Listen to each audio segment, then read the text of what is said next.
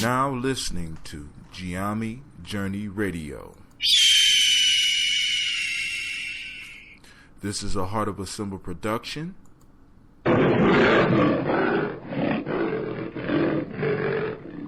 Where we strive to blow up your old paradigms.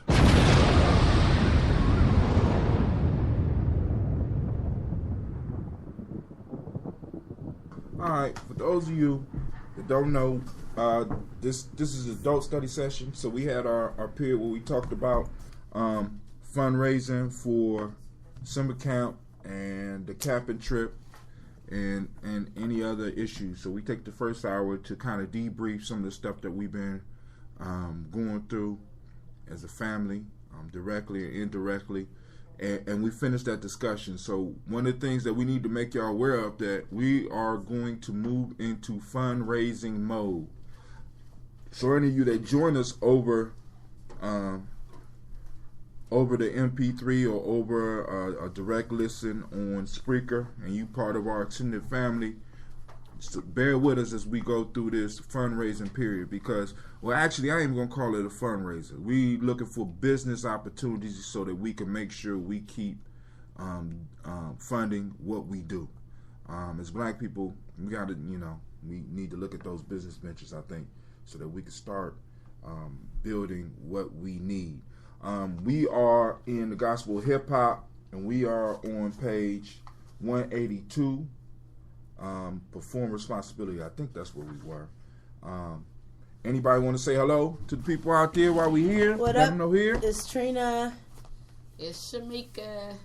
We also got Brother Deshaun and Sister Janelle.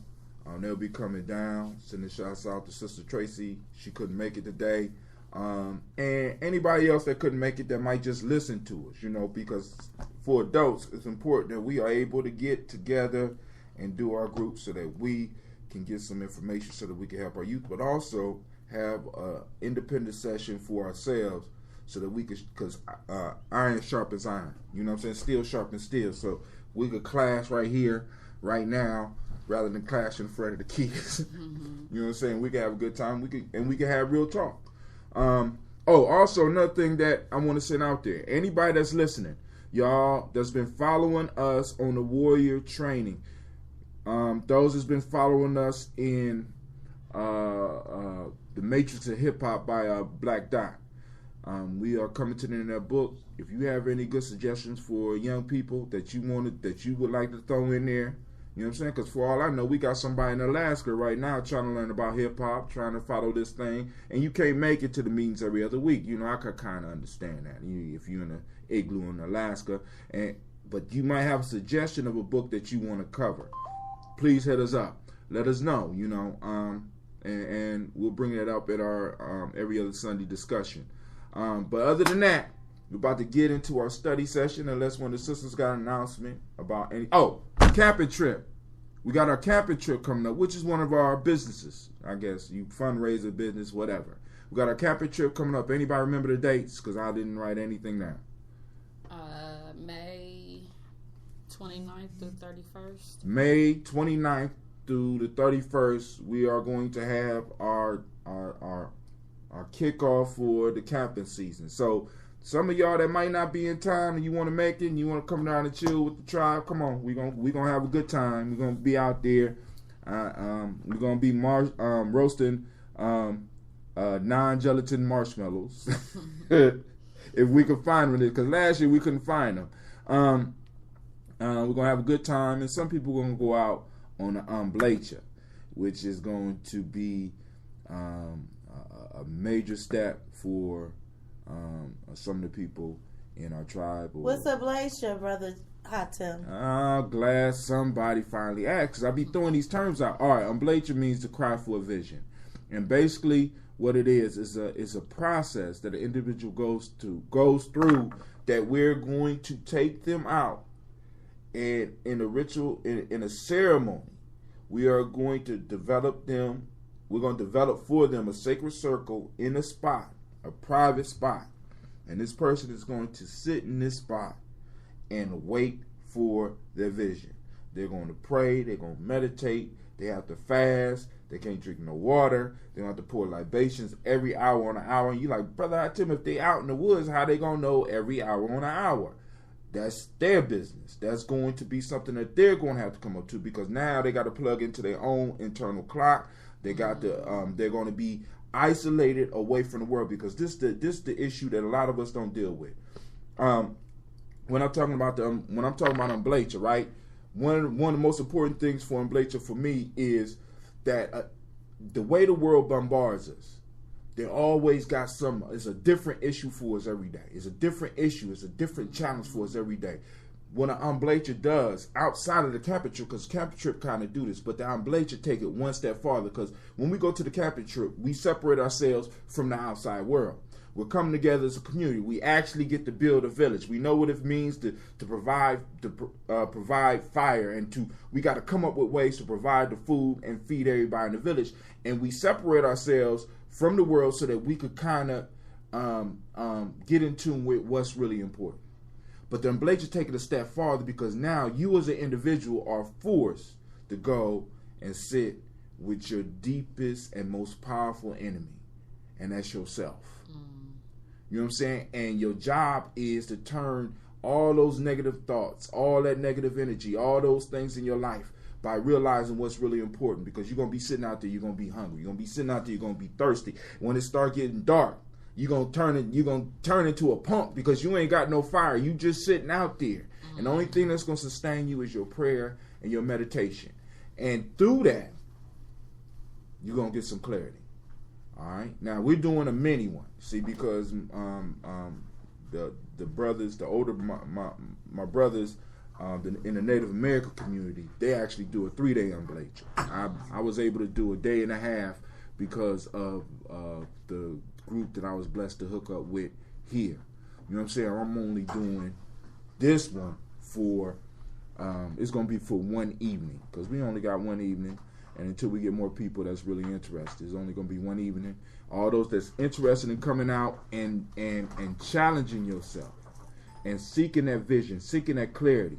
Because it's like for us, you might not get a vision, but one of the things that you really going to get when you out here is a sense of clarity. You understand what I'm saying? Because it's like you are going to be dealing with the essentials. A lot of this madness, you're going to be separated from. You're going to really be able to step back from your life and really look at what's important and what you should be pursuing. So actually more so than just going looking for a vision, you're going looking for clarity. Mm-hmm. So the Unbleach is about crying for that clarity. You know what I'm saying?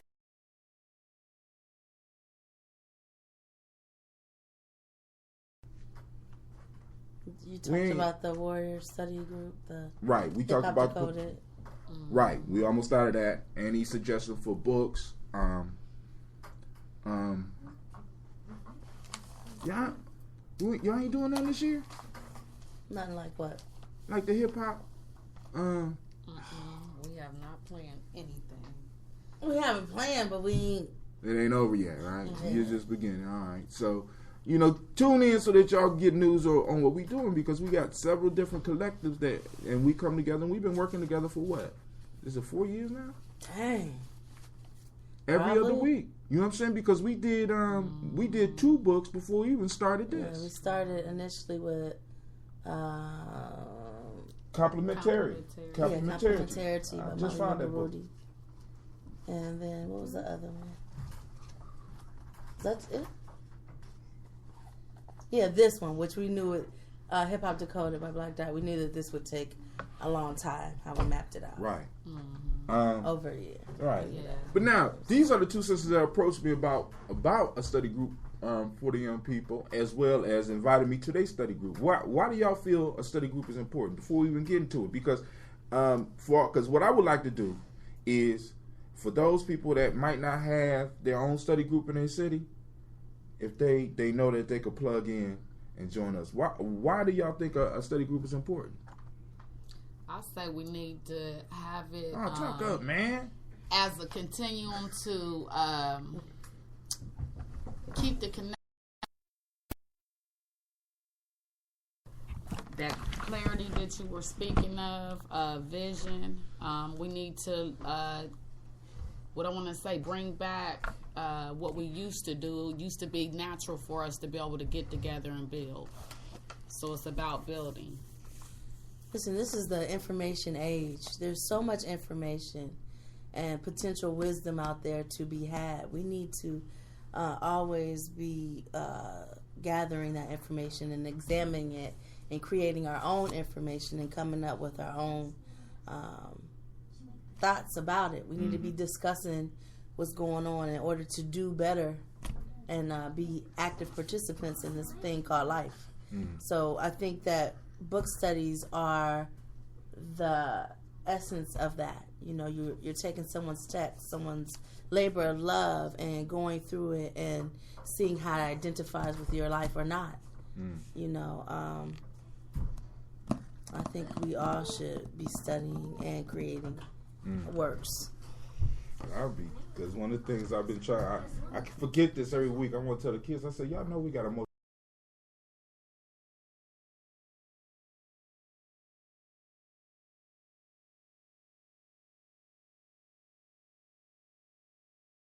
I don't know what's going on. Maybe when you dropped it? Yeah. The signal dropped. But we cool. We're going to keep on going anyway. But we got a multimedia company because we already producing. We produce a show and we getting hits. And like I said, one of the pieces that I'm challenging everybody that goes through our process is to add some of your own knowledge, add some of your own experiences through writing. You know what I'm saying? Because I called Willie the other day and I made him an offer far as me and him going into partnership with, because I write these folk tales, or I rewrite folk tales, and I got all these stories, but I don't have nobody to do illustration. You know what I'm saying? And I'm like, yo, why don't you do illustration? We could talk about what type of partnership you want. And I said, dude, do you want? And because I'm trying to teach my kids how to think. I said, do you want me to pay you a fee up front, or do you want a percentage that's gonna go as long as this book said? That's right. You know what I'm saying? And of course, Willie is one that listens. So Willie was like, let's talk percentages, bro. You know what I'm saying? I said, hey. But you taking the risk with me, because if we don't sell anything, you're going to be sitting like me. But this is the key piece that a lot of people don't understand. By putting this content out, by having this content out, by having this radio show that we doing right now, no, it might not make noise for 50 years. Right, and then it just... Then all of a sudden, for some reason... Somebody archived it picked or it up, like, found wow, it and was like, this was been here. sitting there all this was in long. Yes. Columbus. Yes. Right, this was going on. This was birthday here. Right. And what a lot of people don't even understand is, far as the conscious community, a lot of people don't even understand the power of the Midwest, and especially Columbus. We get slept on all the time. You know what I'm saying? So, but hey, But now, let's get into the book. I was trying to stall until Brother Deshaun came in. I don't know what they doing down there. But we on page 182, perform responsibility. Anybody want to start? Y'all want me to start reading? You start. Perform responsibility. Regularly check your responsibility. This means to regularly check the character of what you respond to. Prepare for what you must respond to and be mindful as to how well you respond. Ask yourself daily, what is my ultimate responsibility? Have I met my responsibility? 1. True hip-hoppers always seek to help, which proves their selflessness. True hip-hoppers always seek to uplift, enhance, and strengthen those who rely upon them, even if it is personally uncomfortable. The true hip-hopper does what is required of him. Such an ability is not for everyone, nor can such an ability even be performed by everyone. Responsibility is a spiritual skill.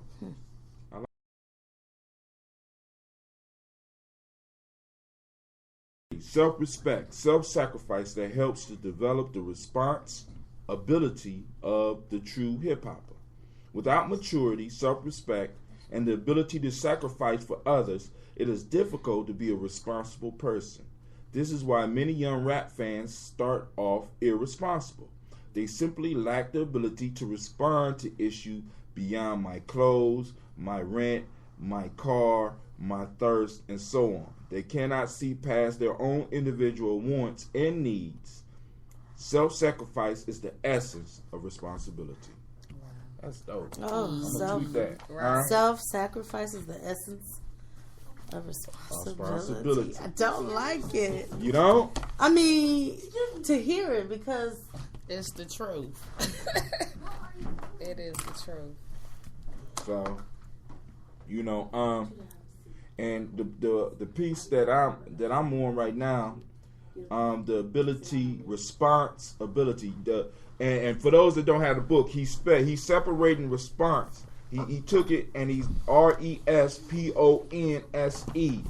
and your ability is basically your ability to respond to something. And he says that the problem with young rap fans right now is that they don't have the ability to respond to anything beyond themselves. You know what I'm saying? So they responding to things about their clothes, the material things, the rent, the car, and that's how the system keeps us. It keeps us unable. Also mentioned that it is a spiritual skill, so which means that it is not in a material, that cannot come in a material essence. It comes from the spiritual sense first. But you were saying before, you said you ain't like to hear it because... I mean, it's just hard to hear because once you hear it, you're obligated to do it. So it's like that response, like, oh, you know what I mean? Right. So that's kind of where somebody want to pick up from there unless y'all got some more comments? Where we at? Verse 3. The Temple of Hip Hop encourages hip hoppers to do what they are supposed to do when they are supposed to do it. Most people are led by their wants and not by their needs. Most people do what they want to do as opposed to what they must do. And this is irresponsible. Hip-hoppers are encouraged to do what they must do first and then do whatever they want to do later. Always doing what is pleasurable or easy to do sets up the weak foundation in life. Wow. For there is nothing special about easy. It is conquering the conquering of the difficult that makes one special and even appreciated. 5. The one who goes out of her way to remove difficulty is respected by everyone. The one who can be depended upon is respected by everyone. The one who makes sacrifices for the good of the whole is respected by everyone. And this is what it means to be responsible. It means that you and others are clear as to where your commitments lie. 6. The attuned hip-hopper is not afraid of commitment. In fact, the attuned hip-hopper builds the character that demands respect by selflessly performing her commitments and responsibilities. At times, we must even sacrifice for those who depend upon us. 7. We will not always like what we must do. But if the greater good depends upon the commitment, then those dependent on our sacrifice must not be let down. Attuned hip-hoppers are dependable people. Number 8. The attuned hip-hopper upholds an image of maturity and can always be depended upon. Remember with whatever you must do. If you want to do it, then it's not a sacrifice. It is when you do those things that you personally do not want to do that you are indeed sacrificing. However, to be responsible is dependable. This sacrifice. One of the things I had to learn when I was young about sacrifice, because one of the things I like about this book is he's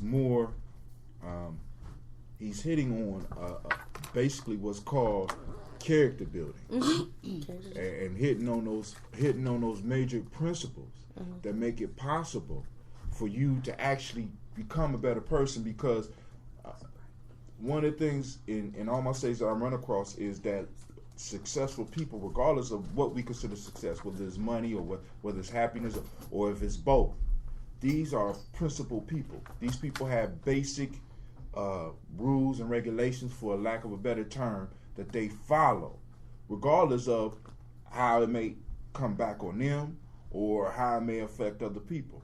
And one of the key pieces that I had to learn about was sacrifice. And the thing that really blew my mind is that really, when it comes to sacrifice, if it don't hurt, it's not real.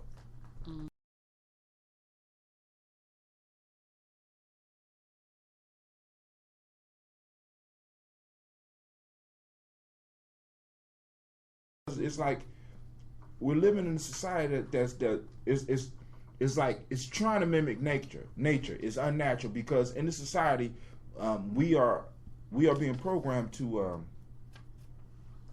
to accept things without payment. It's almost like this whole free thing. I deserve type of mentality. I believe this is just my idea, and it's almost like the whole idea of sacrifice has been stripped out of the whole piece, because at one point in time, in order for us to eat, I had to sacrifice time in order to get that food, or I had to, I had to really do some real work to get the food. Now we do work, but it's not the same type of work where we actually can see the sacrifice, because now they just taking my time, and my time is me going to an office and I'm sitting in a place of relative comfort, even though I might be stressed.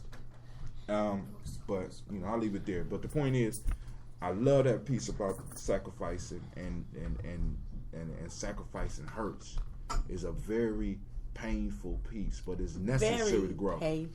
Very painful. But you can't grow if you don't do it. Woo. You know what I'm saying? So you got people that's tithing and think they're actually sacrificing, when in fact they're not sacrificing, because it's is not a sacrifice because it's not really causing you any discomfort. When you give something, it's like when you walk past a poor person and you got $2 in your pocket, you know what I'm saying? And that might be all you have, and you might even split it with that person. Or you might even give them the whole $2 because you have faith in your own ability to go out and get that money. Real sacrifice. You know what I'm saying? But I'm going to leave that there. I'll go off. Do you know that I believe it's the DSM-5, whichever DSM just came out, the latest edition, they've added sense of entitlement to as a diagnosis, as a mental illness, sense of entitlement. So we were looking for some type of title for this latest generation. Like you had Generation X, everyone has like their name for the generation. We were trying to figure out what do we call the group that is coming up now. And it is, now they actually have a diagnosis for sense of entitlement. These people don't feel the value in doing any work. They feel like everything must be handed to them, so they won't do any work. And because they won't do any work, they can't take care of themselves. So they can receive a check for that. My girlfriend's a nurse, and she just shared this. She shared it with me a while ago, that they've added that she has a client on her caseload, and that's his diagnosis, sense of entitlement. Wow. Y'all heard it here first. You can be labeled as crazy because you have a sense of, what is it? Self-entitlement? Self-entitlement. And all of us done run into people that that justify every wrong thing they do because they feel they are entitled to something. You know what I'm saying? I mean, and it's crazy. You know what I'm saying? And that erases the whole concept of sacrifice. I shouldn't have to hurt. My mom was supposed to provide me with this. You know what I'm saying? My girl's supposed to provide me with this. My dudes, you know what I'm saying? It's crazy. But I'm sorry. Y'all can't let me go off. I keep on telling y'all. No, I'm just thinking about it. I love the text. I'll finish it off. 9. Hip-hoppers are encouraged to be dependable people, responsible people, committed people. For us, the balanced life is when you want to do what you want to do. When your responsibilities are a joy to complete, your life is balanced. When you are committed and responsible to something or someone you truly love, when your sacrifices bring you peace and joy, your life is balanced. Charles Kingsley reminds us to thank God every morning when you get up, that you have something to do which must be done, whether you like it or not. Being forced to work and forced to do your best will breed in your temperance, self-control, diligence, strength of will, content, and 100 other virtues which the idle never knows. Perform responsibility. You are now listening to Giami Journey Radio. I feel like this is a Heart of a Simba production. And self-sacrifice is a detriment because I'm not balanced. Where we strive to blow up your old paradigm. The whole responsibility all the time. Me personally, just what I do. I'm over it. Because also in being responsible, you see where others are not responsible. Right.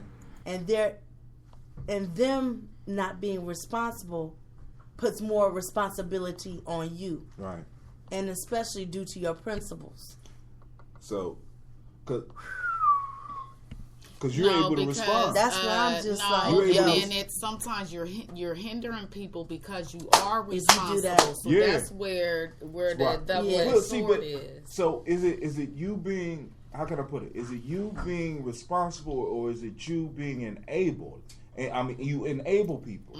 You see what I'm saying? Because it's like, if I'm around you and I know you got certain principles, I know that if I drop certain things, that you're gonna get it. And and by me being who I am, I'm enabling you. you. Right. But the way that I deal with that, because my job is just full of responsibility. Right. All of us at the table is full of responsibility. But one of the things I do is I'm gonna do what I'm supposed to do, Right. Because I have to answer Right. to whomever for that, Right. right? But I'm not gonna do it without telling you.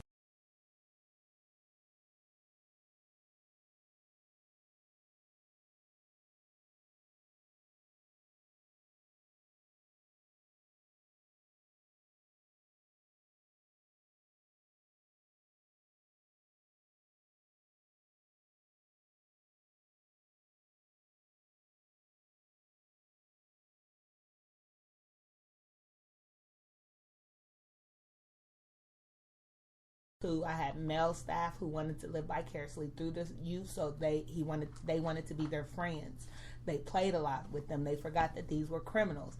I had staff who felt like these were just children, mothers. So they're just children. You know, I don't have to check them. I don't have to take things out of their room when they're eating in their room. Well, me, I come in and I'm feeling like if we don't keep a strict environment around here, if we don't take the contraband, if we don't treat these children, they're children, but remember that they're criminals. Someone's going to leave out of here without a limb, or someone's going to leave out of here injured, or so I constantly picked up other people's slack. I constantly did tell them where I got nicknames, Bossy, Rossy, and things of that sort. But again, I'm not your supervisor, but my children don't have grandparents.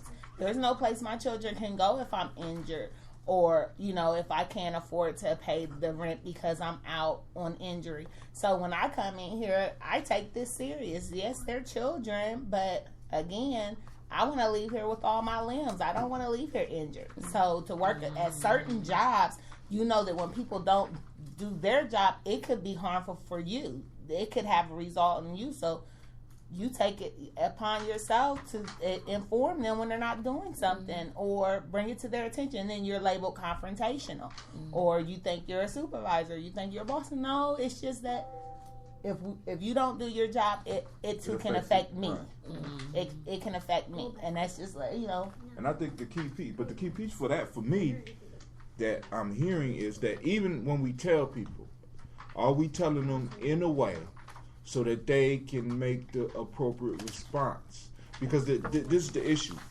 If I'm working in an environment where my work depends on the whole team, but I'm carrying the whole team, you know what I'm saying? Because and if I'm not approaching the person that's paying us in a way, well, hell, if I'm gonna do all this work, I might as well get everybody's check.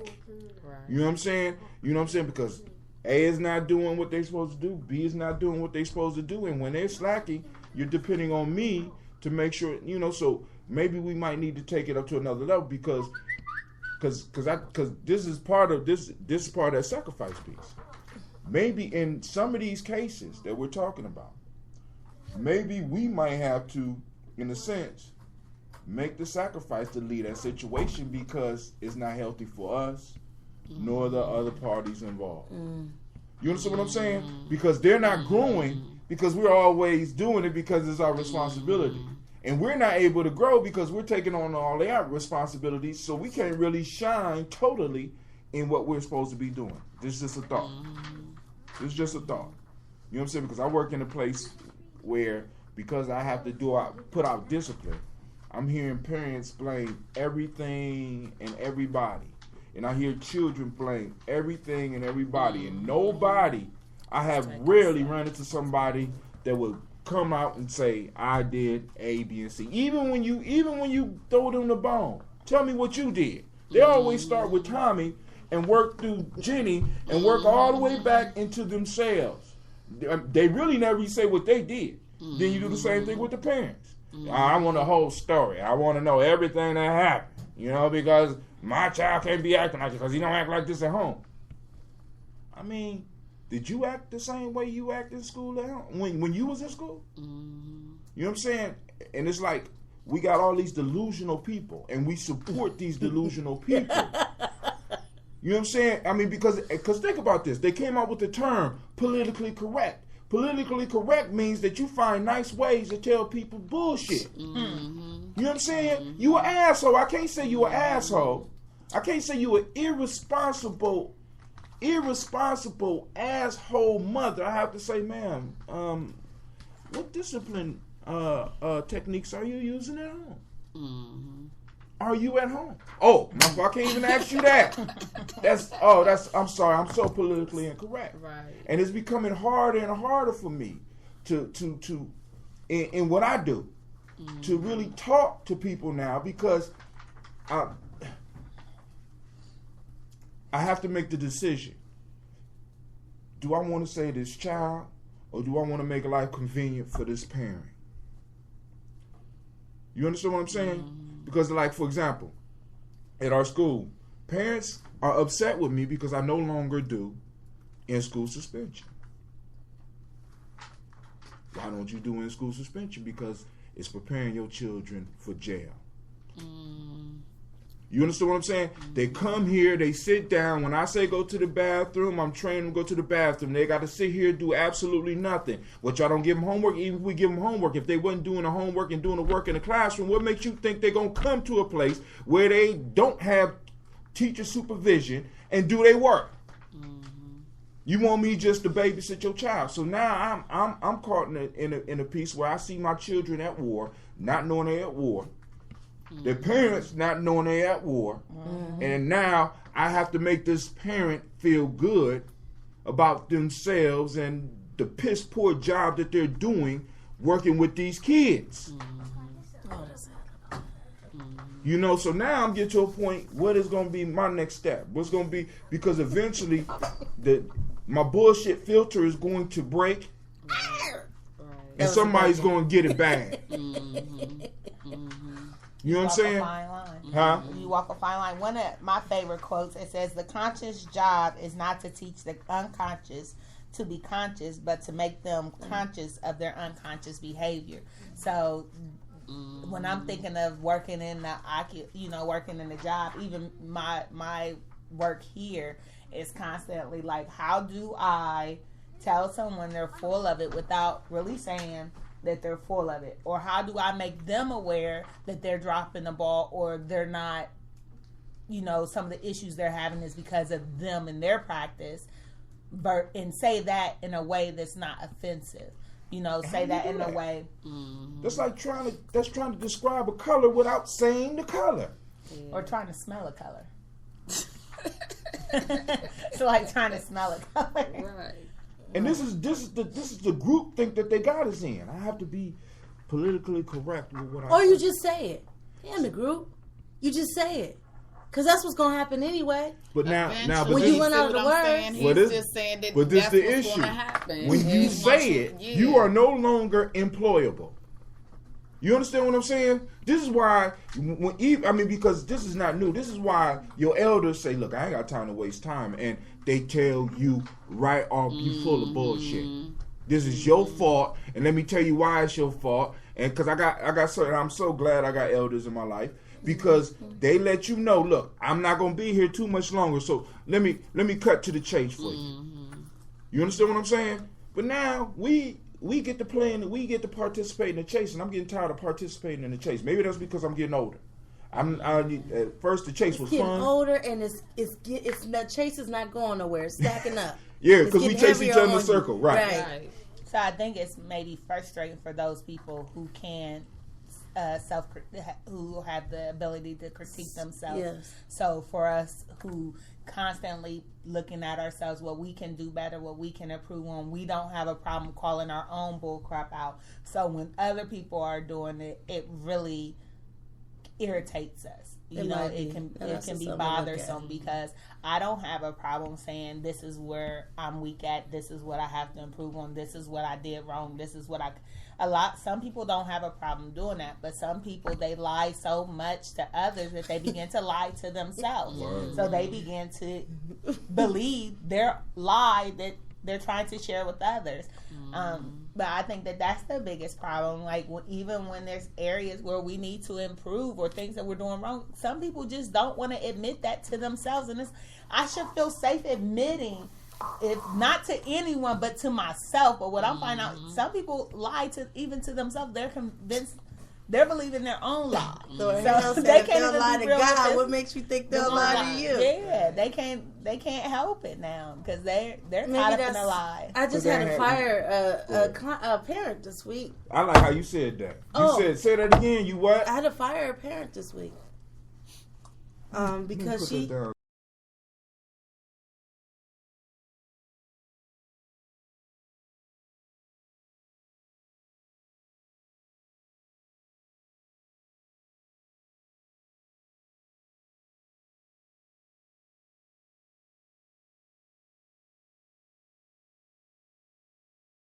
morning till 8:30 in the morning.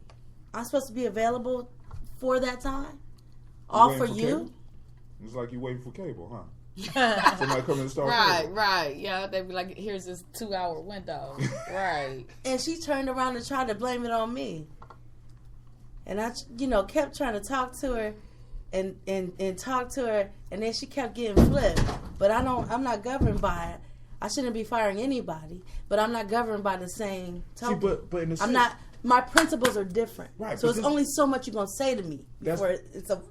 that's you saying you shouldn't, but we have to get to a point because we don't Everybody's faking the fun. right. How We- long can you wear the mask for real? See, but I can't. obviously we got people that's been wearing the mask longer than all of us sitting at this table been alive. True. So you could wear that mask for a long time. We got a whole people wearing a damn mask.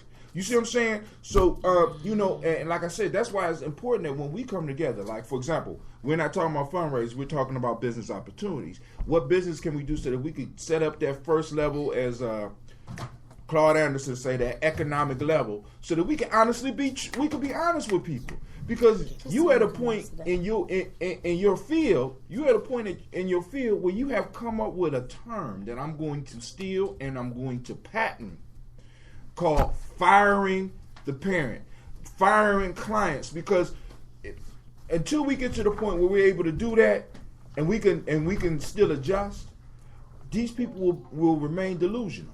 It's sort of like, do you got somebody in your family that is so illogical that no matter how you bring the information to them,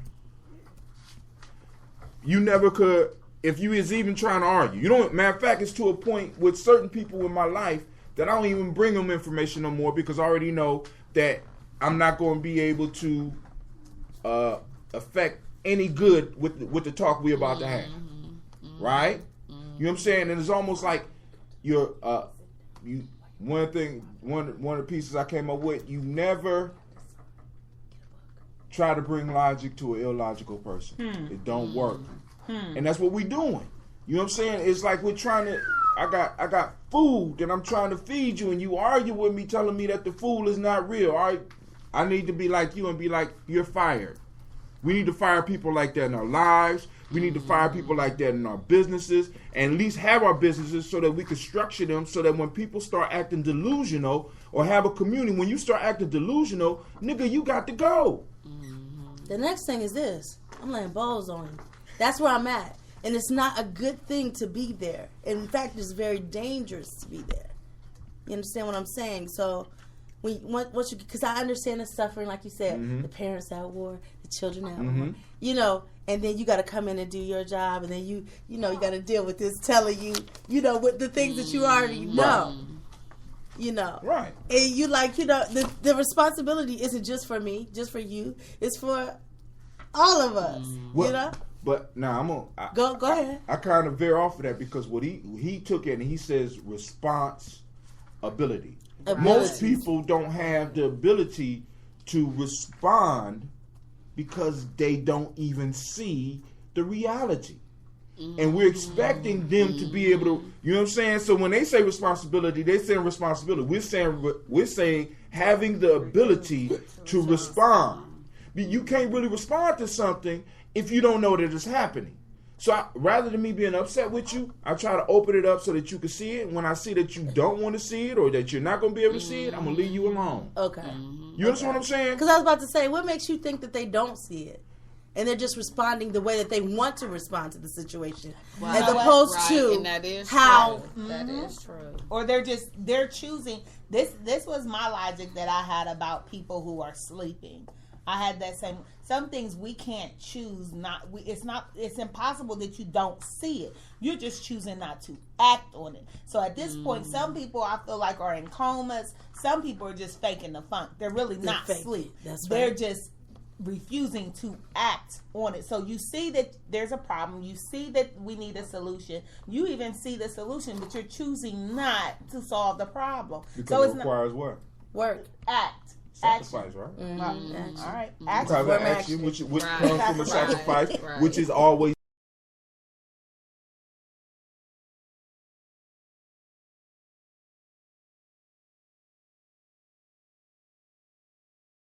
the saying goes, I would prefer a demon that I know to an angel that I don't know, because it's like a lot of us are comfortable in our suffering. We have learned how to suffer in the way that we suffer now. So anything new is scary to me.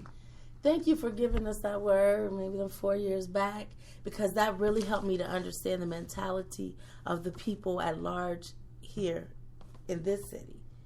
That comfort, them being comfortable. Right. You're so comfortable, I'm not able to respond. See, I mean, but it ain't just here. It's in every city, because when you think about it, our politicians are not able to respond. You know what I'm saying? The business community, if we have one, is not able to respond. We're not, as a people, as individuals, some of us, we're developing the ability to respond, and we had it. But the problem is we're going up against a system, and I want to. This is I can't say it right, but they call it white supremacy, but it's not actually white supremacy. And then, as you're saying, response was triggering in my mind is who's creating the situations in which you're responding to, because that's something that, I mean, like let's say the shock testing. Like, you want to test my ability to, I mean, so then I'm responding to every little, I mean, it could be, let's just say all of these cop killings. You're expecting us to start responding in a way that we may not even be prepared for. And really, are we responding or are we reacting? There you go. See, because response means that I had the ability to step back and think. You know what I'm saying? If this thing fall and hit my arm, I'm gonna respond to it. I don't have to think about it. Response is different than reaction. We're reacting. So, and this is the piece where I was talking about the amblatia, and when we take time to go to the woods, because it disconnects us so that we can have an opportunity to start doing some responding, so we know what it feel like. Because right now, the way the world is hitting us with the term the white inferiority, how you say it, because it's not actually white supremacy. It's based on white inferiority, because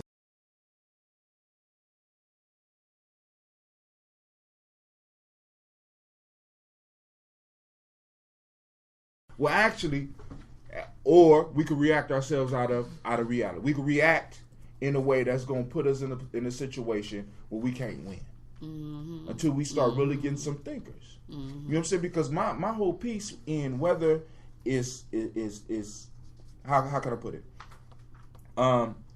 This type of economy, capitalism, benefits from individuals who react rather than respond. Right. It does. That's true. You see what I'm saying? I mean, so it's good for me to always hit you. This is why when people be like, you catch the news? No, I don't watch the news. I don't. You know what I'm saying? Every now and then I get on timeline or I look stuff up on Google, and I got certain news things that I'm interested in that I have sent directly to me. But I get to choose when I read them and how I respond, because I'm not on a certain timeline that's designed to keep me reacting. That's designed to keep me feeling that I'm powerless. Right. You know what I'm saying? And I'm just constantly have to react. So I'm looking at the police shootings, and one of the things that I have is I have a historical perspective, and I know that this is not new.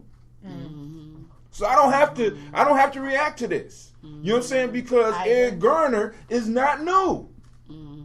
That's been happening forever. Some of us at this table before social media ever existed knew that we had individuals who had either lost their lives or been totally disrespected and totally destroyed by the police. I said the same thing, and I said that we're not aware of propaganda.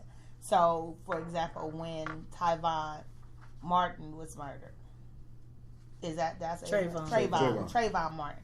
When he was murdered, the first thing I thought, and we seen the pictures and we seen the stories, I'm thinking this has been going on in Cleveland for years. So what makes this so different? What makes this so special? And why are they showing me pictures of him as a child? Why not as a teenager? Some of the things we're not paying attention to, how they present images to play on our emotions. So I already knew, I had already seen what was going to happen. I was just putting two and two together. I knew they were going to find this man not guilty, and I knew why they had put it on the news to incite people, right? So they wanted us to be incited by this, and They wanted us to react. they wanted us to react. I couldn't react because I'm thinking like this is something that again has been going on. But now they've selected a story, someone who controls the media. They've selected the story that they're going to present to us.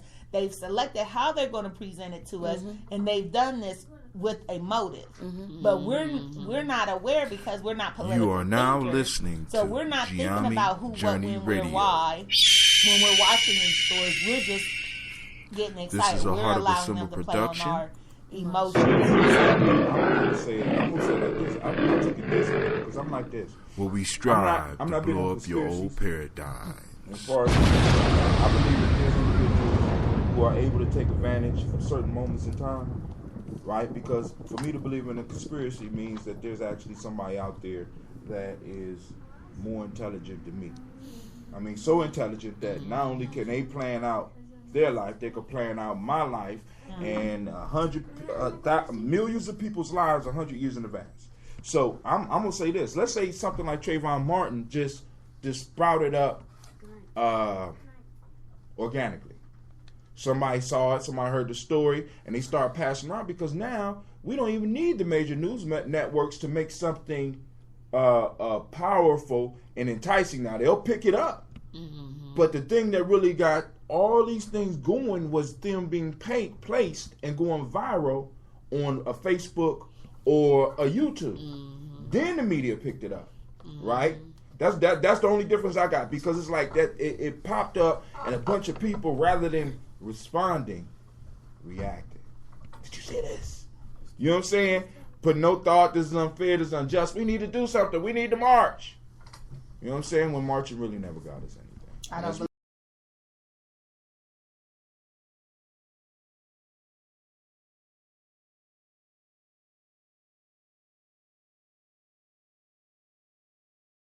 Unless we was watching the war. I'm just saying. No, I believe it's political participation. I believe that there's every change in America has come through via political participation. And marching is just one form of political participation. But when you get enough people marching or enough people in one area and you have something like social media and the fact that our media is now you can see it all over the internet. You can see it on TV. When you get a group of people together, that's what says, hey, pay attention to me.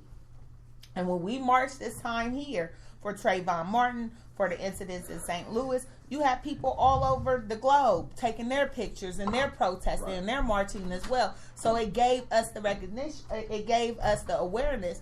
And then when you think about why America, when I think about civil rights, when I think about the incidents that occurred to bring about civil rights, it wasn't because the president wanted to help black people. It was because the United States was embarrassed that the world was seeing the way that it treated its color people. We were bringing attention to what issues we were facing here as African Americans. And so when the world started to see it, the government got uneasy. So when we march, if you can get enough people together and to bring that awareness, I believe that catches the attention of people across the globe, and then your government is forced to react because now everyone's seeing we're bringing global awareness to our issues here in the United States as African Americans. So I believe that marching does help, protesting, boycotting. I believe all these things, not one thing.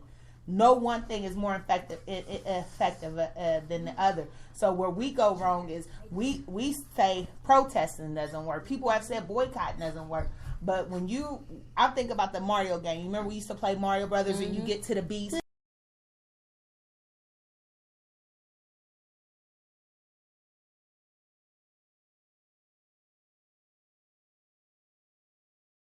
Participation is like that. That allows you to hit the beast from every side. Like we getting hit from every side, right? Like we're getting hit from every side. So we have to hit them from every side, not just protesting. We can't just do one. We can't just vote. We can't just march. We have to do all of them together as one. And then that's when you're going to see the change. But to say, I might not, I don't like marching. I may not want to march, but there's some folks out here. They love it. They love it. Right. And I want people to feel comfortable filling in where they can fill in. But when we go on our social media or when we say marching is ineffective, now I'm cutting out those people that's what they want to do. They want to make the posters. They want to, I want them out there marching. I think I agree with you 110% and have been saying it for a while. Plus, there's a large majority of folk who want to say that this type of thing is not going on. For a while, I've been just thinking about the different levels of existence that we live on. This very second, someone's probably getting killed. This very second, somebody's probably getting married. All at the same time. So there's different levels of awareness and existence that we're living on in this plane. And I think that marching, when it's captured on the screen, it brings about awareness that that's going on for those that are in denial.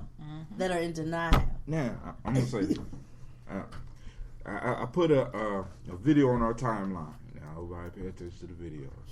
Claude Anderson, right? Y'all hip to Claude Anderson? Yeah, of course. Powernomics, right? And what if, and I'm just asking this, what if the civil rights movement didn't work in the way that we thought it worked? What if people just got the idea that me not allowing you to spend your money in my business, you know what I'm saying, is stupid. You know what I'm saying? I'm just saying now, because one of the things that that Claude Anderson constantly talk about is because politics without the economics at the base of it is almost like masturbation. Nothing comes out of it in the end. You know what I'm saying? Because that's we don't. Not true either. All right. But hey, time Wait out. a minute. Hold on, That's cool. not true All right, either. now I'm gonna say this to prove my point. Wait a I'm gonna minute. say this to prove my You point. need another Hold point. on, listen, no, because when you look at it, every other group that has any issues first deal with it on an economic level.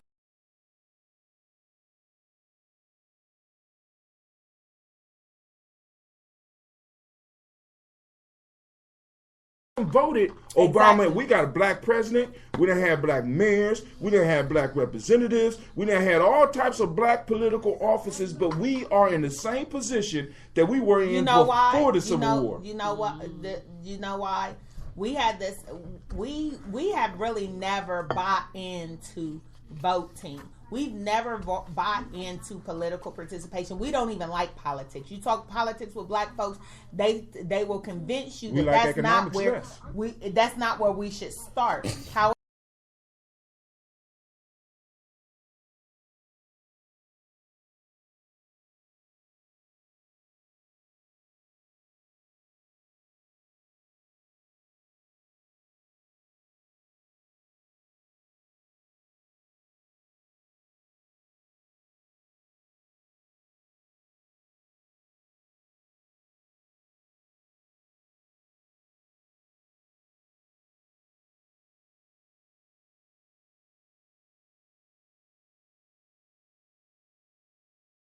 quote unquote, is they disenfranchised our vote. So from the beginning, because we know this is how this country was set up.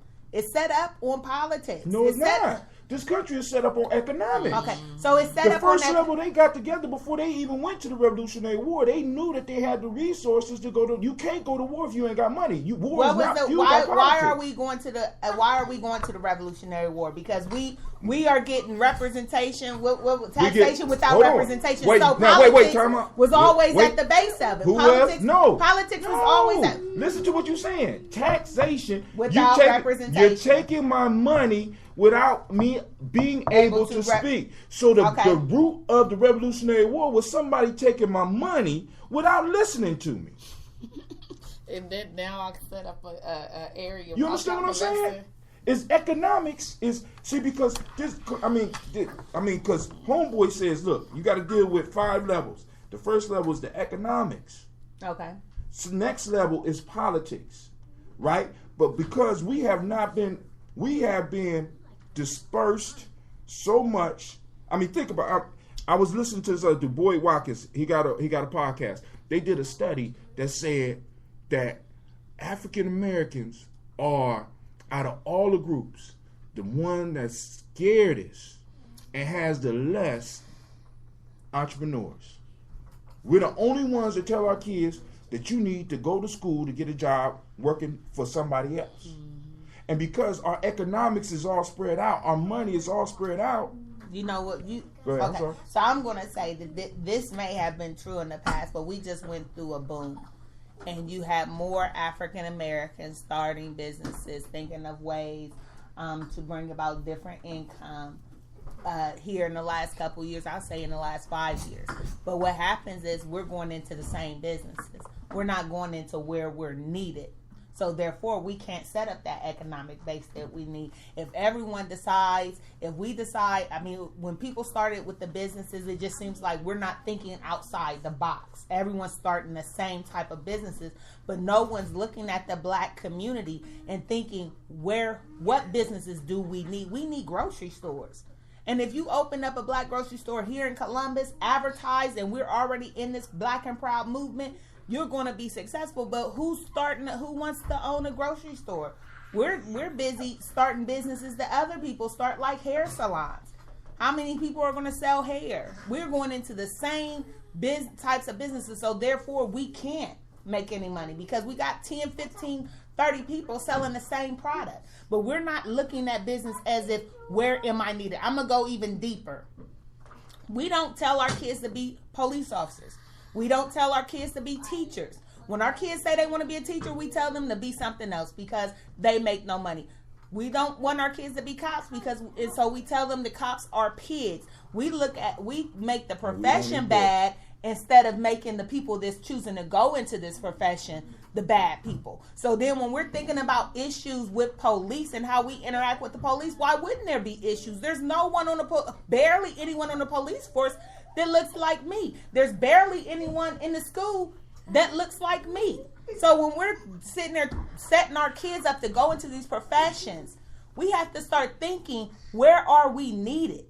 What can I do for, not only for myself, we can't always think about money, but what can I do for my race as a people, right? So we're not setting our kids up. So again, we're thinking about businesses. Where, as black people, what is needed in our community so that we can convince our kids or even ourselves try and go to those businesses. No more soul food restaurants, no more clubs, no more hair salons. We have so many of them already. Let's think about what is needed, because at least I know if I open up a business that's needed in my community, I'm gonna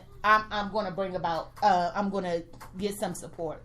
But if I start the same business over and over again, I hear you, but I challenge you. Tell me where there is one black community in America. There are black communities in America. Where?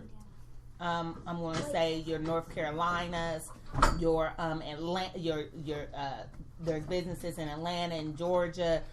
Anywhere where there's segregation, black people do better.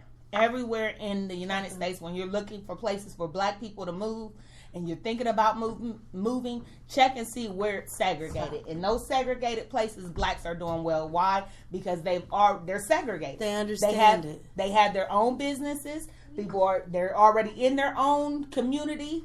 They're vested because they own the businesses. So if I own the business and I'm in my own community, we're not going to tear it down because it's ours. It's ours. That business employs our people. They sponsor our events. So we're not going to steal from them. We're not going to rob from them. It's our business. So in places where it's segregated, blacks do well. And it's funny to say that because we would think that there's no segregation here, but really segregated places work better. Work better. Now, Because Well- if you look at when other people come here, they segregate themselves.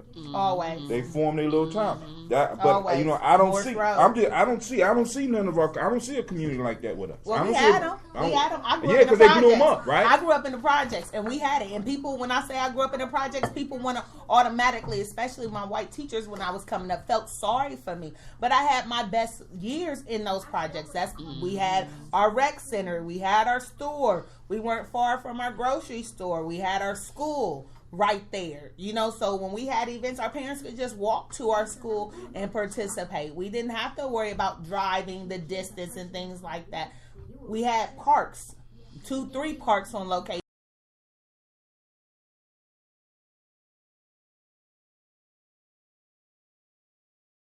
Crack hit in the 80s, late 80s. That's when I can remember my community falling apart. I can remember it in my memory, like the day. I can just remember how things gradually changed. I can just remember it so clearly. But before that, I had a good upbringing, and even though we were poor, like we had a community. I think your point was valid though, in terms of here, because we talked about this a long time. What is the resistance? Here they've tried to open up a grocery store. A group of sisters, and that got actually taken over by somebody else. So does that mean On we the east stop side? trying? No, it doesn't. But what it does mean is that people that live here and want to do that need to find out where does the mistake keep happening. They had a grocery store thing over here at the Best School where they were, I don't know if they were trying to turn theirs into a grocery store per se, but where you could go get fruit and whatnot.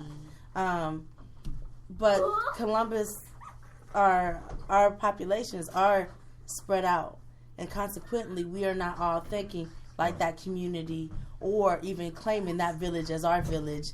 Now it's more, or maybe it's the same as always been, it's more on a tiered, or this is what we're doing over here. You're definitely more spread out here.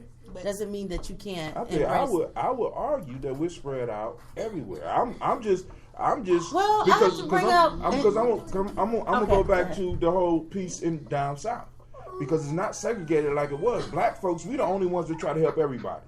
We don't we're we God. can't right That's now. the Wait, hold We on, time out, hold on, right, time we out, didn't know That's that. the time out, God hold in on. us. We And we understand are with the their only mama. we are the only group.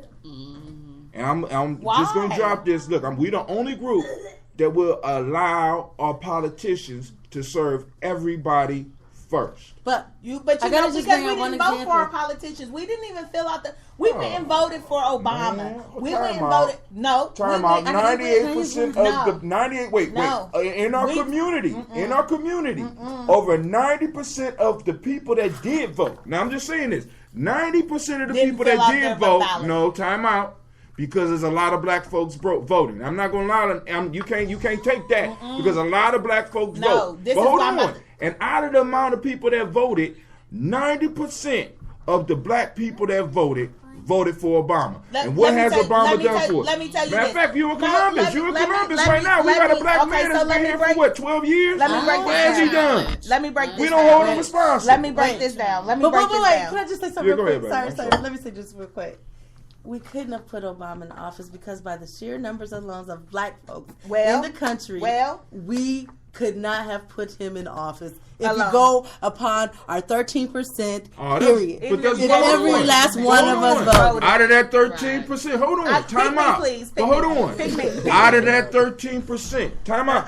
Out of that 13% of us, and that number of us that voted, 90% of them gave Obama their support. let me- Now hold on, that hold may on. be So true. time out. He owe us. No, Wait, he doesn't time owe out. us. See, He's and this America's the issue we president. have. We are the only group of people that will be 80 or 90% behind a person or a party, and yet when they get in office, it's okay for them to shrug us because we understand that you can't serve our interests. Let me tell Hell you with where that. we The failed. time, that's politically correct.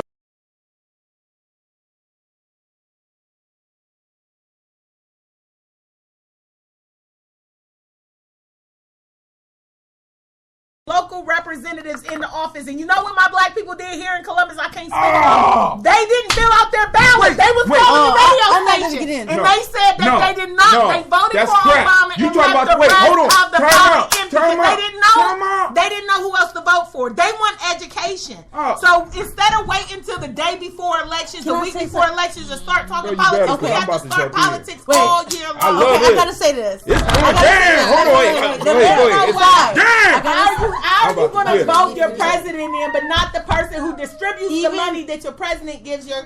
But what about Wait a minute. the What about 20%? on our levels? Can we bring it back down? We talking about the Right. president. He in D.C. He owe me. Right. He owe my He's people. Oh, doing whatever he need to do to relax right now. Probably Sunday. Right. All right.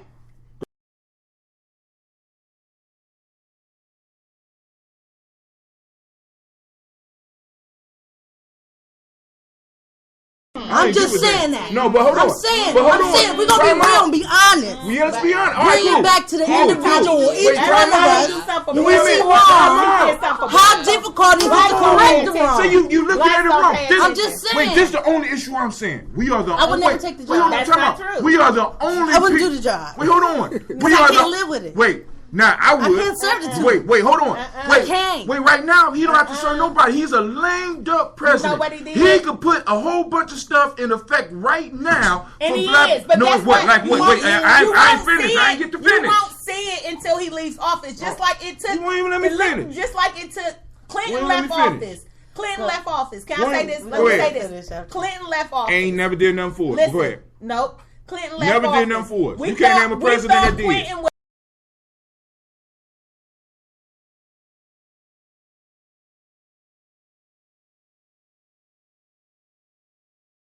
it all happened during Bush's presidency. So what's going to happen? Those things that Obama had put in place. Right now, we're looking at, for example, our Obama ain't health put nothing in care. place. We're the health care. Was that not that? Was That no, that was for everybody. so when?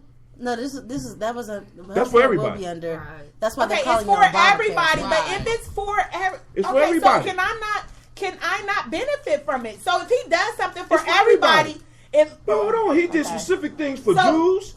Wait, they doing specific things for Jews. They're doing specific things for Asians. They're doing specific things for Hispanic. Name one politician Let me- that has done. See, because we react. I want us to responsibly look at our politicians. So let me say and this. hold So them what have we responsible. brought to them? Aside from We bring 90% of those No, that do have we vote took to him to who? to say, Obama? yes, that we we want gave. to- Wait, hold on. First off, we allow him to say that he black. We give him We do. permission, Oh, my right? goodness. Oh wait, Y'all wait. crazy. Time out. That's just No, my we had opinion, this right? conversation we're, last we're week. crazy. Yeah. We're crazy. Yeah. This is why Wait, we allow they him. tricked us. They gave us a black president just so they could show us. We'll give you a black president. You still won't even support him. And I'm just saying this. Oh I my get so. God. I'm telling you. got- I get wait, hold on. immediately You after got- he was you got- elected. you 4 got years they people that gave will us. fight for Obama. Come on, I man. doubt it. Two people? I doubt it. Yes, when I they go will. on my timeline and I posted. I'm a true story. Did a show on role models. I posted. I can go to my Instagram right now. I posted a picture of Obama holding a baby, and a black woman went on my Instagram page and asked me, "How is he a role model? How is he not a role model? How is he a role model?" I had more comments than I had likes. None of my black people that call themselves conscious liked my post with Obama holding a baby that says he's a role model. But you'll comment on it and argue how he's not a role model. The things that they said about Obama, I was just like, if I was a white supremacist, I would be in heaven right now. They dogged him, and these were other black people. The things that they said about our black president. But what is he doing for us? I'll tell you what he did do. Go ahead. Can I tell you what he did do? Please. He actually gave the poorest of the poor. He gave them like And then- $300 refund when they were talking about that. The poorest of the poor. And we're talking about college. Is he making changes with college? Oh, as of I right know. I now? can't speak on He that 'cause has I don't my know about brother's that. helper as well. My brother's keeper. He That's gave not back. so bad. He gave back. He gave back $10,000. I mean, I'm trying to figure out how He gave back successful $10,000 it to is. people who brought it home. Okay. I was one of those people that received that $10,000 refund. Well. He did that. Well, And that's all I can say for right now. But now, what has he I know it's done? not a lot of money, What has he but- done specifically for you? I'm gonna as be a honest. I'm black gonna be woman? honest. I'm gonna be very, very honest. Because everybody got that. I'm gonna be very, very honest with you. I've listened to a lot of and I have to say it like this, and I haven't really spoke on it, self-hatred towards him. No, I don't like that one of the first things he assigned was the Patriot Act to further enslave us, or AFRICOM. I have big problems with some of the things he does. But I do understand from my very minuscule position that you do have to still, or if you have certain positions, you have to play the role. And I often think, what would I have to do if I sat there? That's why I asked the question. And I thought that you were going to say, when you started to say something, he did say something. And this is like, I haven't even listened to him because of all the confusion. I don't want to hear he's not black, he's not doing this, he's not doing that. Because my ultimate question comes back to, what is it that you're doing? I don't know what you're doing. But that's what I have to say to those people that want to talk loud. And then I also would say, how would you perform if you were there? But he did say, basically, when he got in office, from the pulpit at his acceptance speech, and I heard him say it, is that you're going to have to make me do it. And I think he was saying that to us unequivocally. You have to come. But the only way you can make a politician do something is not by marching. It's not even necessarily about voting. See, because on your voting piece, let me go back to your voting piece. Because now, the first term, he had everybody in place that he needed. Yeah. That's not everybody. True. Wait, time out. That's not true. Time out. That's not true. Come on now. Come on now. You're saying he had all of Congress. A majority of Congress was Democratic. When he first went in. Let's talk about Ohio. Now, but hold on. How many representatives? How many Democratic representatives did we have? How many representatives? Somebody right here was holding him up because he lived in Ohio during an election. But how many local I'm not saying it was us. Because he constantly how many local representatives did we have the first 4 years or the second 4 years in office to represent wait, hold on. We had one. You count one. You count one. Wait. We had what one. was the majority? One. Hold on, because you want to talk that you want to bring wait. We talking national politics. You want to break it down to Ohio. No, you want to break it down to Ohio. No, you listen. That's one state.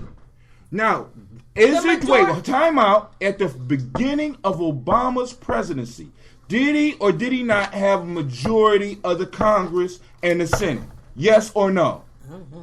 Yeah, I don't know. Yes. Shamika said because the issue was that they was concerned in the second term. That's why they was talking about get out to the polls and vote so I could do stuff. Because even when he had the majority, they were still able to hold it up. And now the key piece, this brings us all the way back to us being, we got to bring it back to responsibility and then move to the next piece. But bringing it back, when you are able to control the economics of the community, you can buy or you can rent the politicians that you need to get the policies. And that's where we need to go.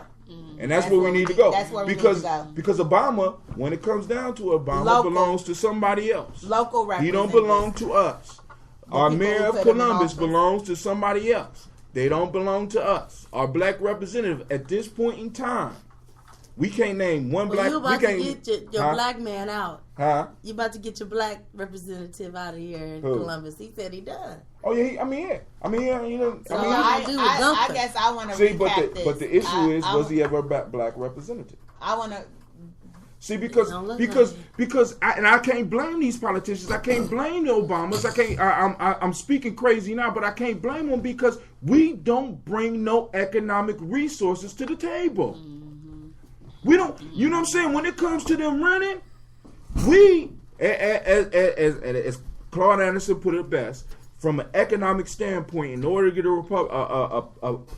a politician to work for you, you either have to own them, be able to buy him, or at least rent him and lease him to get done what you need to do. I think that we need to recap on that, because when we're talking about politics, like I said, the biggest thing is not that we had a black president. We had a black president. Our president gives he gives all the local representatives whatever money that is going to be used for that area, that district. They decide how to use it. So if we want change, we have to start with our local representatives, the people who receive the funds that would determine how those funds will be spent and delegated. Those are the people that we need. It's not the president that was going to bring about the change. So while we were running around here voting for our first black president, quote unquote, and we failed to fill out the remainder of our ballot, we did ourselves a disservice. We had an opportunity to bring about change, but like I said, I know for a fact out of all. Okay, so let's go here. If we must start with economics. We must start with economics, and I'm in agreement. I'm in agreement.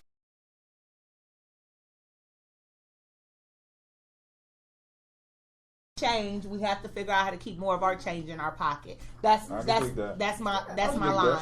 So if we want change, we got to figure out how to keep more of our change in our pocket. Period. Point blank. So when we're running out here buying all of these things, engaging in consumerism, things we don't need, products that make other people rich that are just things. We need to stop that, keep most of our change. And we need to, right now, Linden community, they're going through gentrification. Those properties are cheap. We're talking about we need our own segregated community. We have an opportunity all over Columbus to go purchase property, to go in co-ops or something, purchase property so that we can set up. So that we can set up. I'm just... We've been talking about this for years. Now bring your fucking money to the table. Or your credit. Or your credit. I agree. I burned up both of those. I'm sorry. And hence why we got what we got. You're right. We just went through. That wasn't what you were saying. No, that was just but frustration. Our people just receive. I'm not saying our people as in black people.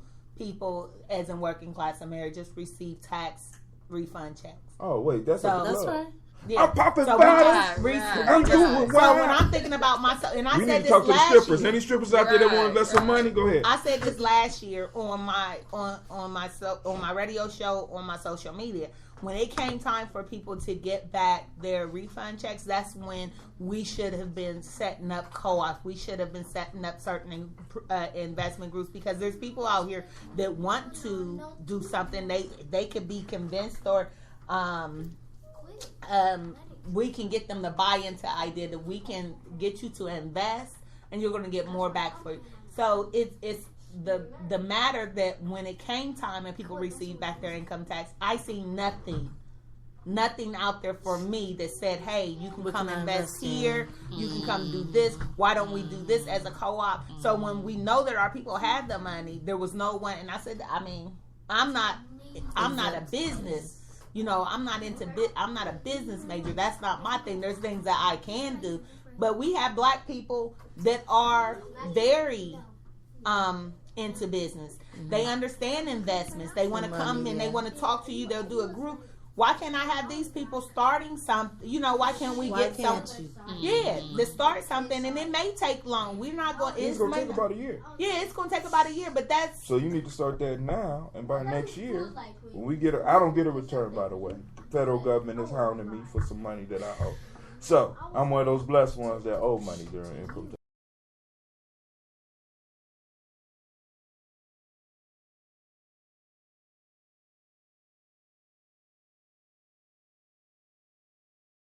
Everything, and that's the problem with hearing that comfortable, the same people doing the same thing. See, but this is my piece. I don't mind being uncomfortable. I know that there's an end to it. Let's say we do everything. We start a small investment group, and we went across a property, and we say, well, all these kids over here on Saturday, we're gonna meet over at this house for $6,000. You see what I'm saying? Now, how long would it? Right now. See, but the issue is cash is king, because if we had $6,000, I'm guaranteeing we could. We know this, but where that? I can put 2 on it. Right. Where the other 2? Right. We can stop talking. I get not stop talking, because someone's listening. Someone's going to hear, and maybe they do have the money or the means to start it now. But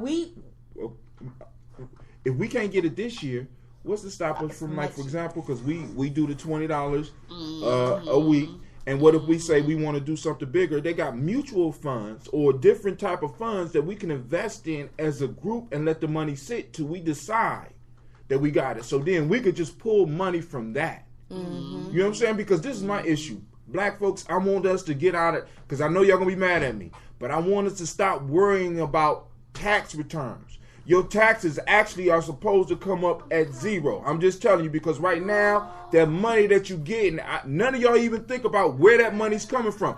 Every time they do a refund and send out all this money, I got people that paid $10 in taxes, bringing home $3,000 in tax return. Where's that money coming from? Every year we go through this tax period, we are reducing the value of our money because we're creating a bunch of money from absolutely nothing. So we need to be investing our income right now and put it into stuff that can actually create something. You know what I'm saying? Because the more money that they put out in the market, the less valuable the money we have right now is. So I'm just saying that. So we might need to start the investment piece. And I don't mind doing all the struggling and all the work. You know why, Trina? Because 15 years from now, because me and you sat down and we talked about this on this radio show, we might own 5 houses. We might own 10 houses. Hell, we might own after 10 years, I'm tired. But you just got 10 to. years ago. Right. Why is what? Okay, so I think that when we talked about our sense of entitlement piece, this instant gratification that we're getting into, nothing worth having comes easy. So we're setting it up. We have to. Even when I'm thinking about leaving a legacy, a lot of the things I'm doing, I had to convince my 8th graders of this week. I'm asking you to do something to bring about change. You're leaving. It may not be change for you. You may not get the experience. Martin Luther King didn't get to experience none of the things that he fought for and marched for, but we do. So it may be tiresome and it may seem like it'll take a long time, but even if it's not us, someone generationally will be able to experience or appreciate the fruits of our labor. So it's not for us, it's for the next generation. So when we're thinking about, but I'm tired of sitting at the table and not doing nothing. Right. But actually, I mean, we are doing something. Hey, there you go. But I'm saying, somebody lay out a plan. It's the type of person you are. I am a doer, and I've been dormant for a long time. I've been dormant for a long time. It's time to move more. Got assignment. We've been doing this for 4 years, right? Just as a collective. And now, but we developed what we did. But hold on. But if we would have did this when we first met, money would have fucked us up. No, money would have fucked us. No, well, fuck me up. Well, I'm be with me. It would have fucked me up. Right.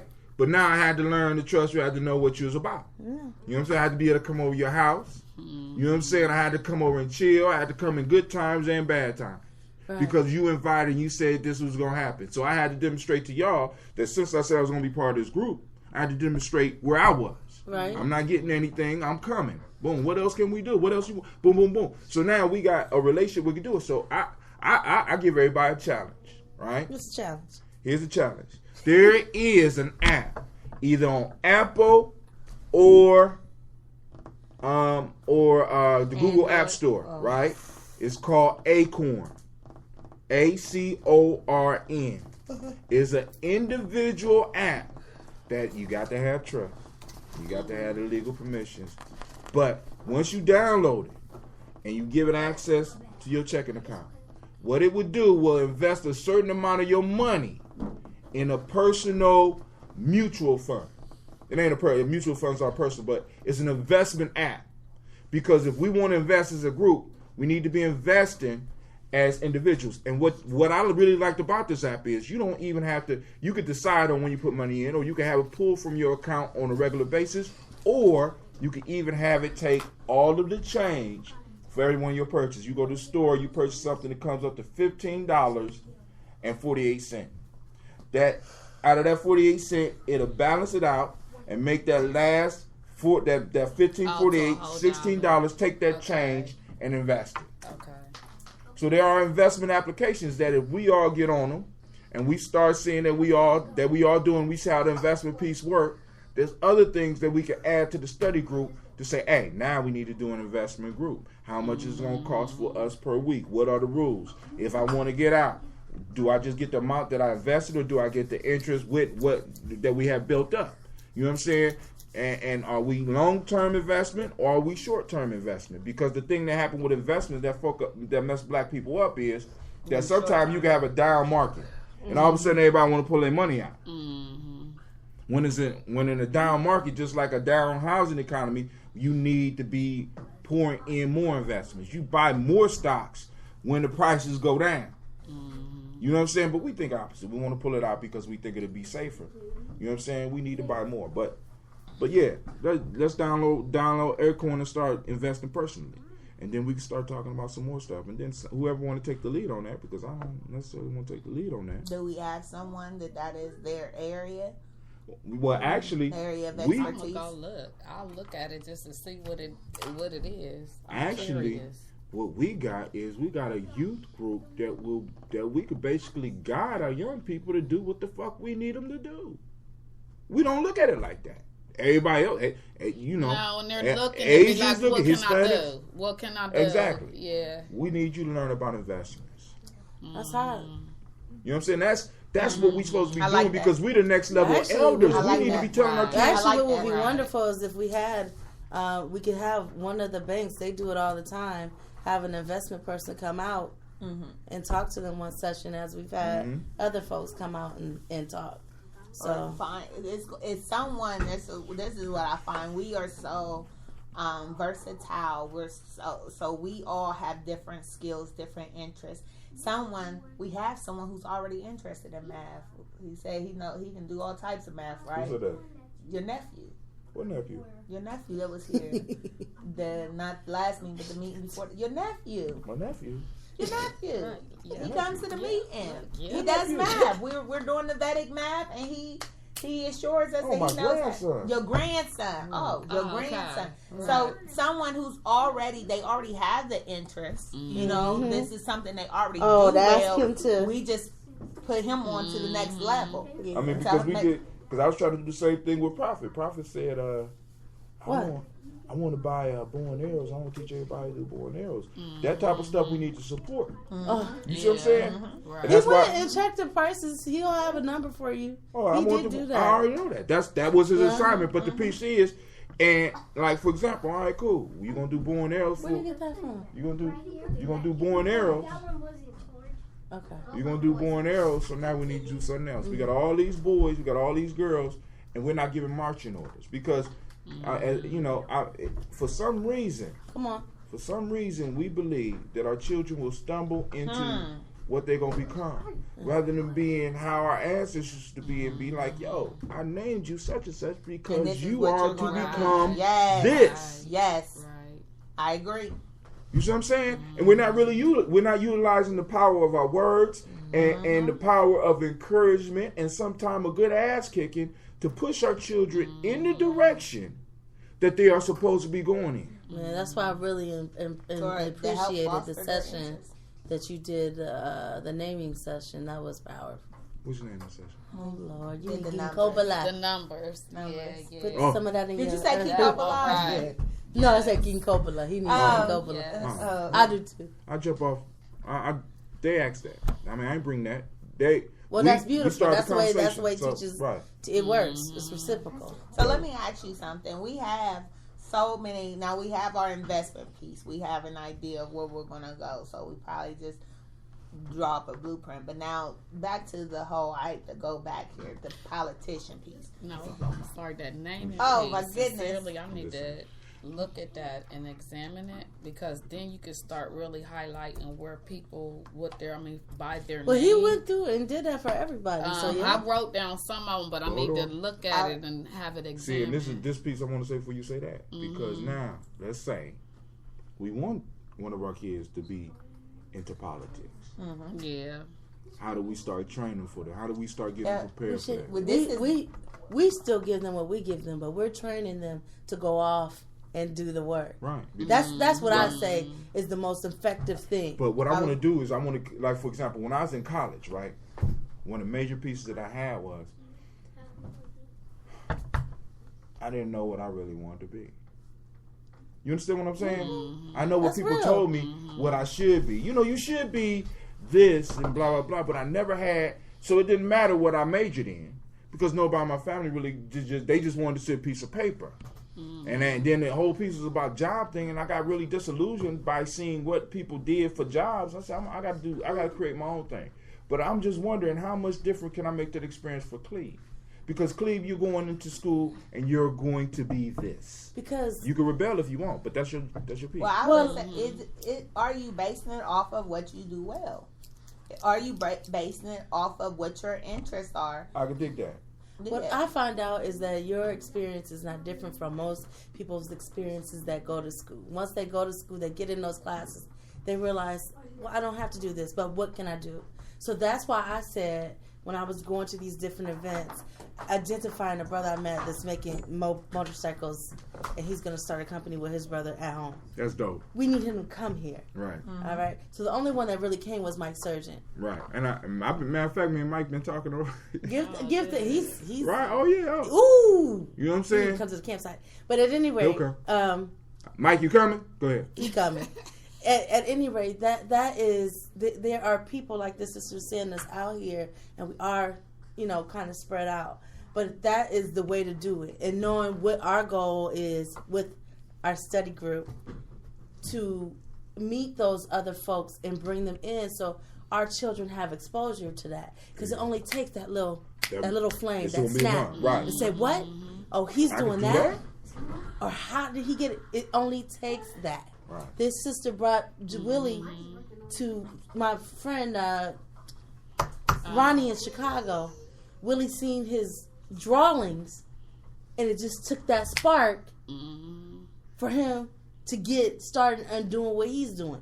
It just took him to see, to touch, to see how he had his art studio and his. That's all it takes. That's all it took. So if we're talking about, we didn't go. We don't have to be this too much expert. No, we don't have to be the expert in finance. See, but now, and that's a whole nother piece. We believe that we need experts, but in fact, it's the experts that have messed us up and got us in the situation we're in right now. I know what you're saying. Yeah, when I say expert, I'm not talking about anything other than that. That's what you're naturally good at. So not that a certificate, not that okay, yes, naturally. But it's not that you have this certificate that says that you know how to do it, but it's your passion. You do it well. You're interested in it because now it's not a burden. Right. Now it's not a burden. You're doing something right. You love to do. And so usually, if they're going to come out to something like this, it is their passion. And so I'm not opposed to somebody being trained and that's what they fall in love with or whatever. And I'm not against that. I'm saying just exposure to even the sister Michelle Alexander. How did you get where you went? Blah blah blah. If she was willing to come, just every day when we're out, we're meeting, we're doing our own things. Bring them out. Well, I was going to say this with the piece about the politics. Obama was groomed.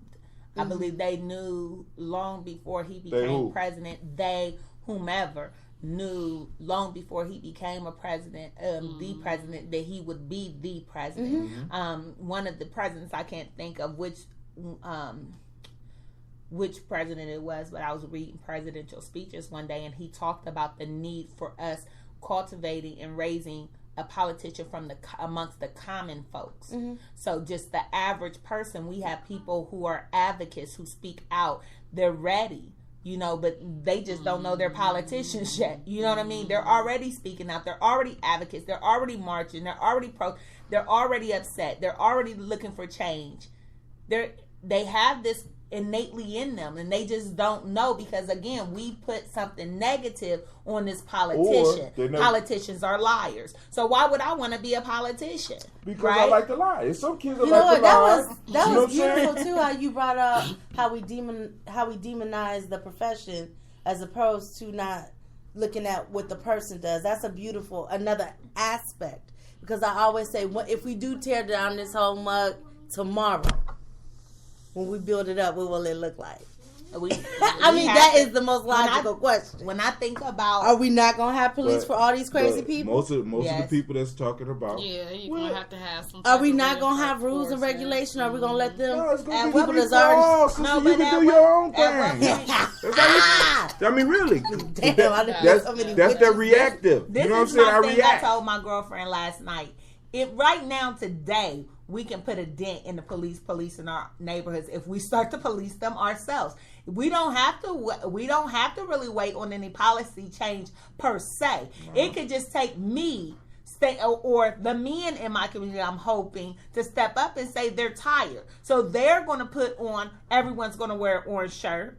Every day we're going to go out here. We're going to talk with the youth out here. We're going to let them know that we're no longer going to allow them to run around in the streets, walk in the streets when there's sidewalks. We're no longer going to allow them to loiter. Yeah. You know what I'm saying? We're no longer going to allow this. So when we step up and we start policing our own neighborhoods, we won't need the police to come in and police our neighborhoods. So, but there's no policy change. It's just a mindset that needs to change. But we don't need anyone to do that for us. That's just us. Activism, standing up. You know what you asking for? What? It's called ride or die. If regardless of whether I'm policing my people or I'm policing the police, it's called ride or die. But guess what? Because I can put on an orange shirt. What's going to happen when I run into the brother that's loitering in his money spot, and I tell him to get up and I ask him to move? What's going to happen? What's out So the first thing that I'm thinking, the first step is going to be that relationship. We don't have communities anymore. We have neighborhoods. It's time to put the community back in the community. You just told me. It's to forge those relationships. The first thing I have to do is even talk with you. How many of us don't know our neighbors? I'm hoping we. Okay, that's a problem. We need to know our neighbors. So the first thing.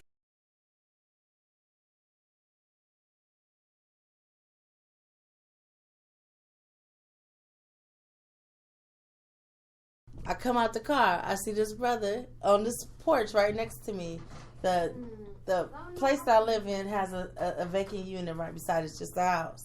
He's sitting there, standing on the porch, his back turned. He rolling it down or whatever. I put the babies in the car. I'm about to leave, and I said I ain't gonna say nothing to him. And I said, why not? Right. Why would I not say nothing to him? Mm-hmm. I know don't nobody live there. So I said, excuse me, do you live there? He said, no. And I said, well, guess what? I live right here. And what you doing is not acceptable. I run a business, and it's not, I'm sorry, ma'am. That's all it took. Maybe that's the grace of the Most High God that I carry with me. I don't know. Right. Let's but go. I've been doing that. Let's go. And I'm saying that's what I had to say to him. You know why they run amok and they do it? Because we've allowed them. We the elders, we the people. Instead of correcting the behavior, a lot of us move. Instead of correcting the things going on in our community, we just pack up our things and say we're going to move. Or when the school's not right, we just decide we're going to pull our kids out the school instead of maybe going in the school and helping out to fix the problem, right? Mm-hmm. So we have learned to, because we want to just be worried about ourselves.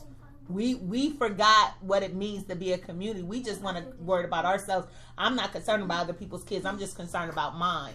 So now we've allowed the heathens, the young people, to take control, to take over. Not even because the adults are scared to correct them, but because we just don't. We just stopped. Either it was the first kid that talked back to us and we decided it wasn't going to work. We just stopped. We stopped. So we've allowed the kids, young people, to take over a lot of our communities here. It's not just the young people see, because now, let me say this. I'm willing to ride or die, right? I'm willing to ride or die. As a woman, and y'all get mad at me, as a woman, that's not your place. Or is it not? No, listen to me. Maybe my ride or die don't look like your ride or die. See, but hold on. I want to hear you. Go ahead. This is the point. It's more prevalent for me. So let's say, because I'm a very respectful dude. Let's say I approached a dude that was on your porch, all right? It's a chance that it could have worked right, but there's always a chance that a fuck you nigga is going to ensue. Mm-hmm. Because it's male energy approaching male energy. Mm-hmm. Female energy has a different way of interacting with males. Mm-hmm. Now, when you ask men to step up in their community, this the only piece that I need. I need to make sure that y'all will be willing to take care of my damn kids. Because what's going to happen is, one, if I'm policing the police, when I interfere with them doing what they do, somebody dying. And then when I start dealing with these dope boys who getting their money, and I don't feel like moving because I know at this spot right here, I'm getting $1,000 a day, nigga. Guess what? Go ahead. Let's go. So, the first issue is Right. we got issues, and I guess we need to put them in. We have to prioritize them. Let's prioritize. So before I can kick this, and this is what someone had to tell me, and before I can tell him he has to go, before I can work with him, I had to create an avenue or a place for him to go. So I have to give him an opt out. I have to give him some type of avenue that he can take versus what he's doing. So I have to be, and a lot of times I don't feel like people need options. Like when I tell you to turn off your TV and don't allow your kids to watch TV, I shouldn't have to provide you with an option.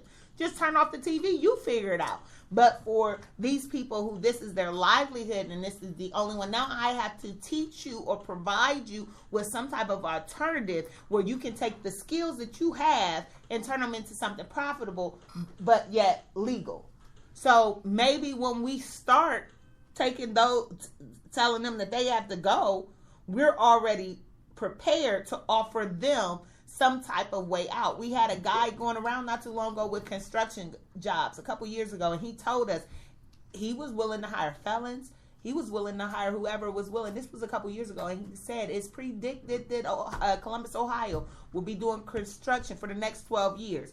We're going to need people, right? Mm-hmm. It was so hard for him to find people that were willing. But here we're seeing it. It's still. This was several years ago. I met this gentleman, but we're seeing this is a Heart of a Summer and production. he was willing to take. So maybe we're going to need to provide them with an alternative. Well, we strive but to blow up your old first paradigm. thing is just basically building a rapport, having maybe some community get-togethers.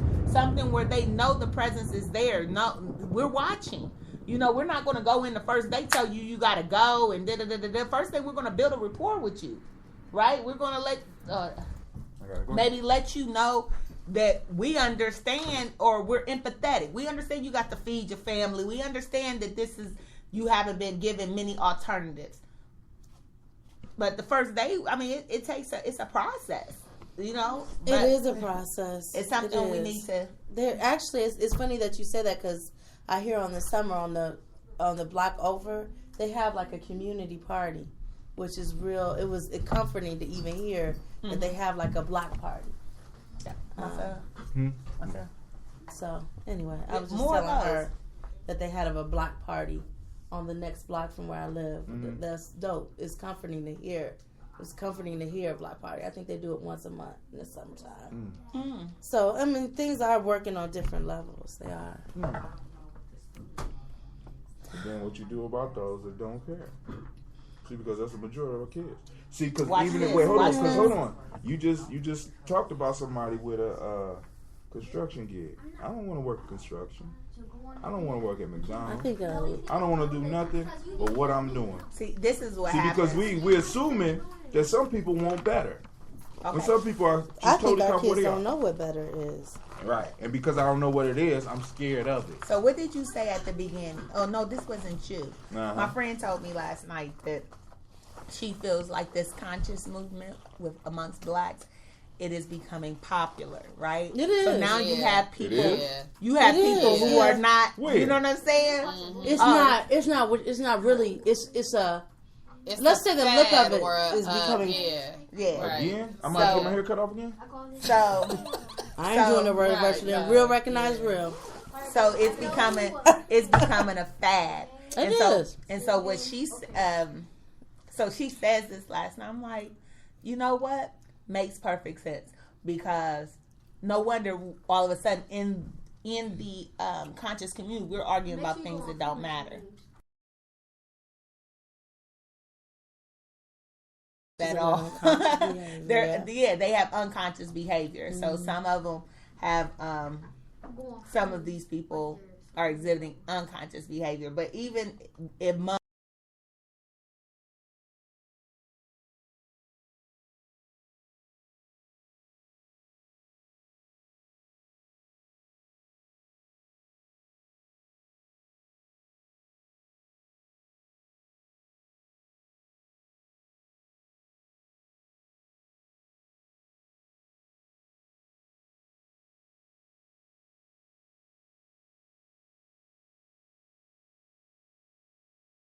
Stickman from Dead Prez.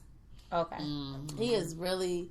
I don't know if are you familiar? I'm not. Okay. I'm familiar with that press, but Okay. You want to rap? He's one of them. okay. He has Found this him, new remember? healthy lifestyle. He started what's A his workout Fit Hop. regimen or Fit- something. Yeah, Fit fitness. Hop or something. No, it ain't called Fit. It's like a fitness regimen. Yes, but I think RGB it's the- Fitness and incorporated, and he had people that you would not think would be thinking to get on a healthy tip. Because this whole thing is you can't do anything without being able to think spiritually, mentally, physically. But he put it into a very, very cool package. But you might It's look- coming. I know that It's here. Kendrick It's Lamar actually- used niggas at the end of his rap, and just Right. by chance, I was speaking with a local rapper here, and I had told him a couple months ago, like, I really like your song. I would like to play it for my kids. Is there an edited version?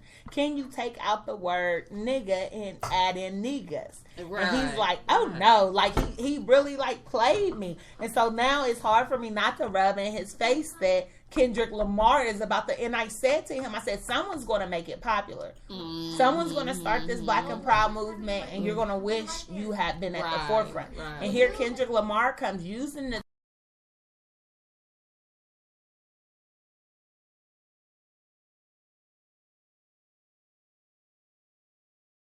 etymology of the word. We don't know how powerful this word is. Let's switch this word to niggas. And now Kendrick Lamar, and so now it's hard for me not to say, dude, I told you, you should just change the word. You know, you could have been on Kendrick Lamar's level, like, but it's coming. Yeah. It definitely is. I mean, the revolution is here, but you just got to figure out a way to make it popular amongst the common folk. You know, maybe we don't need everybody. 10%. You gotta have 10%. Where I get that from? Okay. You're talented 10. That's all you Oh. need. You get 10.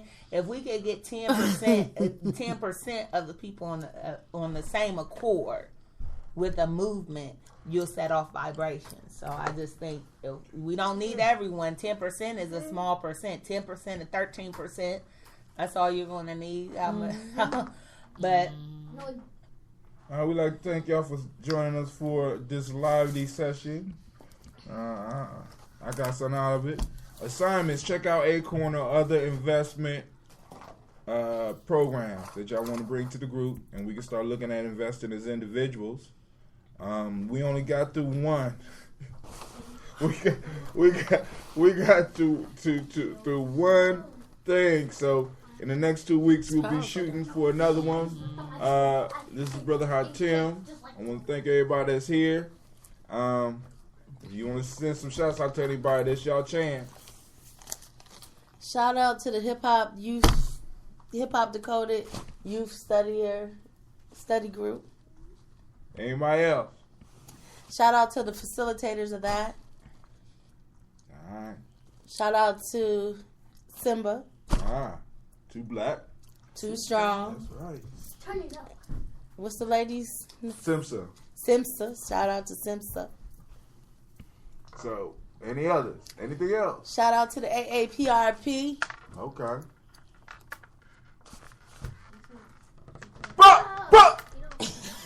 All right.